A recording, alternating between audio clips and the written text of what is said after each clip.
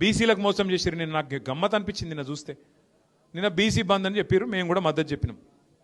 కాంగ్రెస్ వాడు బీజేపీ వాడు ఇద్దరు పోయి రోడ్డు మీద ధర్నా ఎత్తురు. మరి ఎట్లుందంటే సామెత ఇది, నాకు గమ్మత్ అనిపించింది.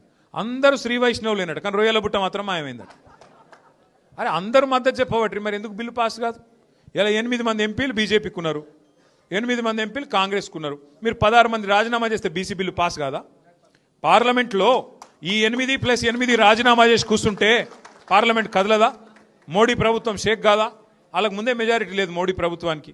ఒక 8 మంది బీజేపీ వాళ్ళు ఇక్కడ రాజీనామా పెట్టిరనుకో, మోడీ గారు షేక్ గాడు.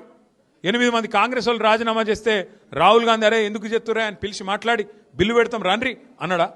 మరి మోసం చేస్తున్నందుకు నాకు అర్థం కాదు. ఇక్కడ రోడ్ల మీదేమో డ్రామాలు చేయాల్సిందేమో పార్లమెంట్లో, కానీ కాంగ్రెస్ బీజేపీ మద్దతు ఇస్తాయట. ఇక్కడ ఇది రోడ్ల మీద ఆడ మాత్రం మాట్లాడరు. ఏడ మాట్లాడినో గడ మాట్లాడరు. ఇక్కడ మాత్రం డ్రామాలు చేసి ఇక్కడ మళ్ళొక్కసారి బీసీలను మోసం చేసే ప్రయత్నం చేస్తారు.